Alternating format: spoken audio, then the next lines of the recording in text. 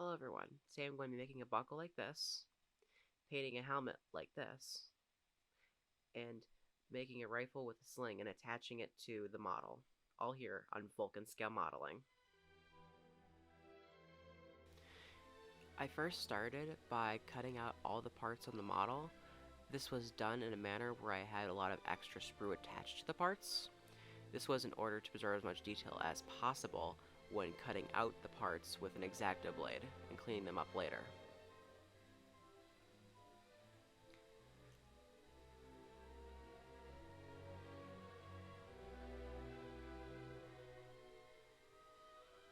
Here I started to scrape the parts so I could get rid of the seam line.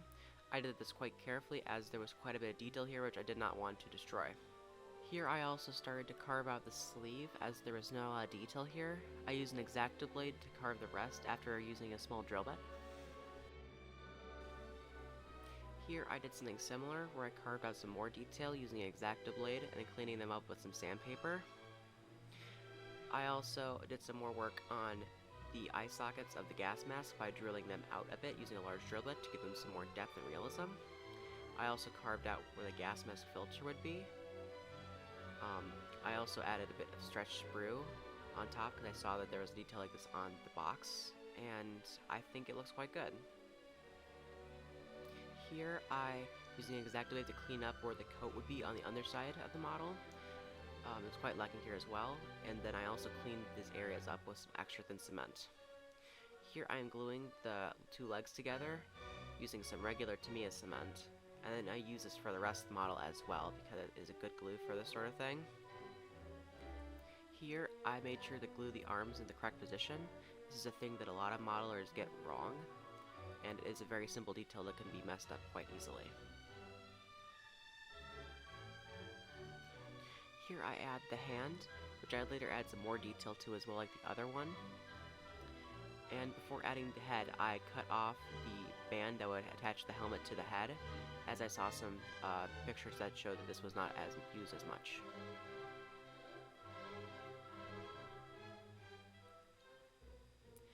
Here I used some sprue that I cut off the sprue tree and glued that into the gap here, and then I cut them off with an X-Acto knife.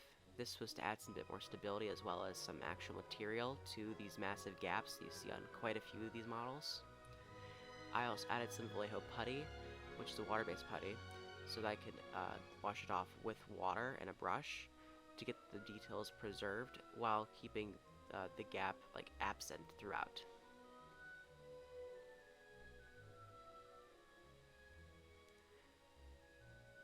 I then carved off the belt buckle as I saw in a lot of reference photos that this was absent in a lot of soldiers' gear of this era. I also carved off a lot of the belts across the model as I was going to replace these.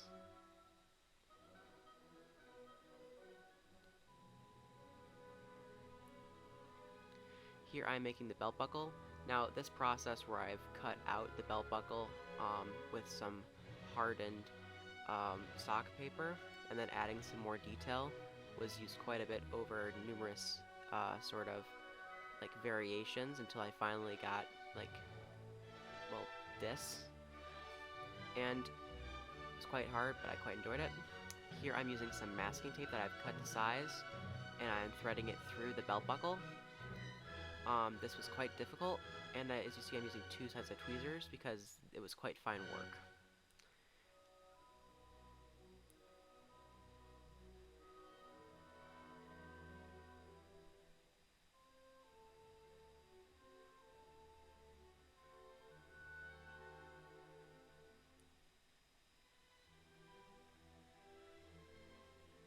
Here I'm gluing the belt to the model using some super glue.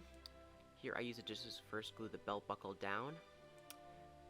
I then also start using it to glue the belt ends to where they needed to be and to also harden the belt as needed to be quite strong and attached to the model.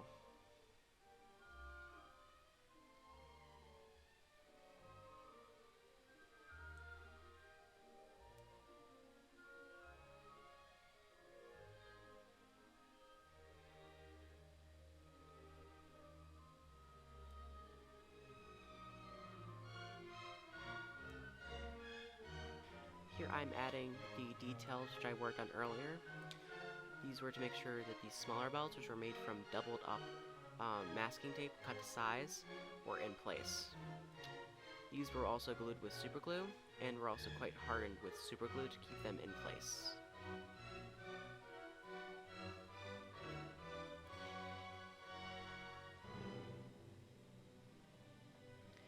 All these belts were cut to size like this using an X-Acto blade, and just pressing against the model where they would sit. I also removed the belts that would be attaching to the grenade, as this was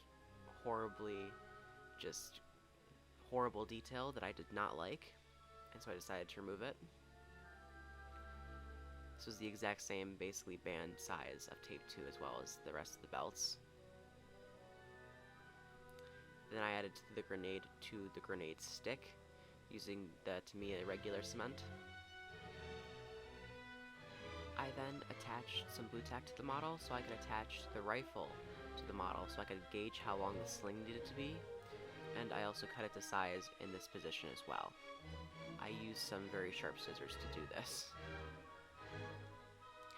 I then tacked all of these smaller parts to a stick, as well as I used some blue tack to attach the model to a can of spray paint for better holding during painting. These parts were all painted using some AK 3rd Gen black.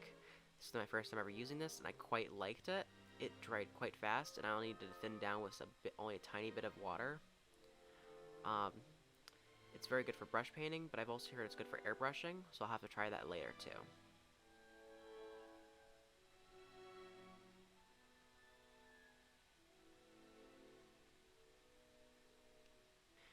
Here I'm dry brushing some Vallejo Sky Gray. This is to add highlights. I tried using the slap chop method with this model, so that's why I'm doing this, but it also helped me gauge where some highlights are. I did not use the slap chop method, I just used some regular old highlighting. It was quite effective, as you will see. The slap chop method probably works, I just didn't get a good go with this, so yeah.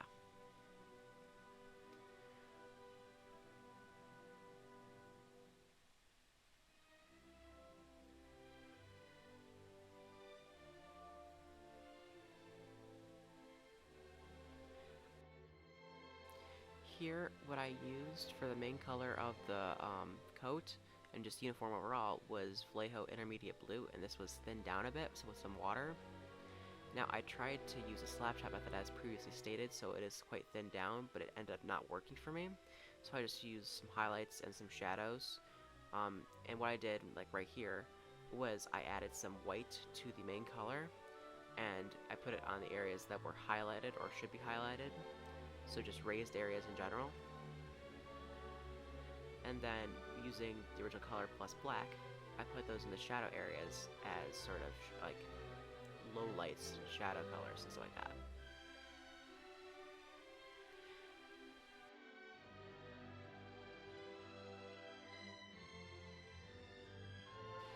That's kind of what I did for most of the model. I used the regular color, then a highlight, and then a shadow. What I'll do is I'll call out certain things I did to get certain effects for the rest of the painting of the model, and I'll just kind of let you guys watch the rest.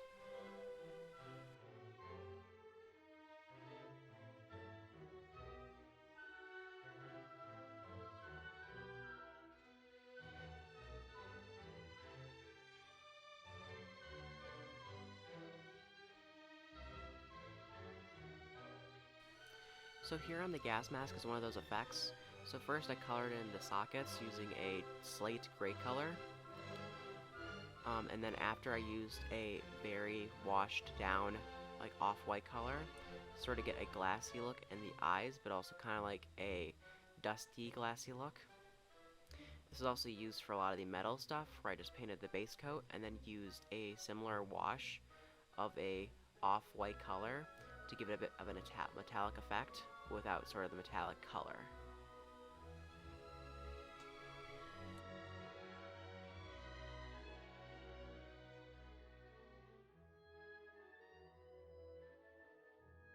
Now, when painting the face, I did something a bit different compared to the regular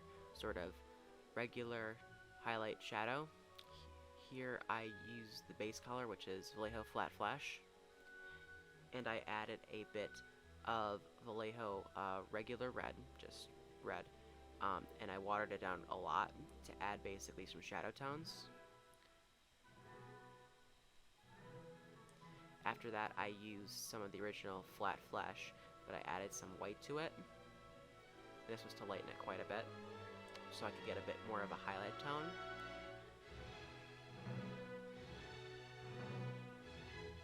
After that, I used another highlight tone, which is basically the last highlighted tone, plus a lot more white.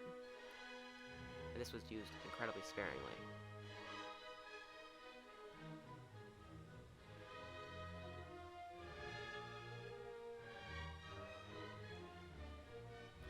Here I used another wash, this time was ultramarine blue, and this was added to an area where a beard would be to add some sort of 5 o'clock shadow effect. Then I added some red for the lips, which in hindsight was a bit too red, so.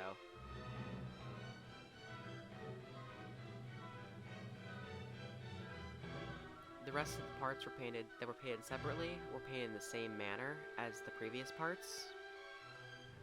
Just regular highlight and shadow. The rifle and the rest of the wood parts were painted by first base coating them with an off-white color from Vallejo. I mean, literally, it's Vallejo off-white. Afterward, I used some Nunzer Newton burnt sienna and a stiff brush to try and add some wood grain detail as well as the collar. And then for the helmet, I used a pencil to mark out where all the lines needed to be on this helmet, so I could then fill them in.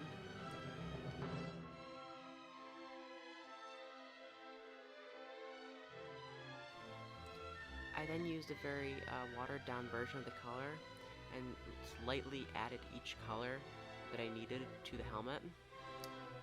And then after I used some black and I lined over where all the lines met, and then there it is. Then I added all the smaller little parts that were painted separately, such as this knife and this water jug. And then finally the rifle was added, and this took a couple tries to get right.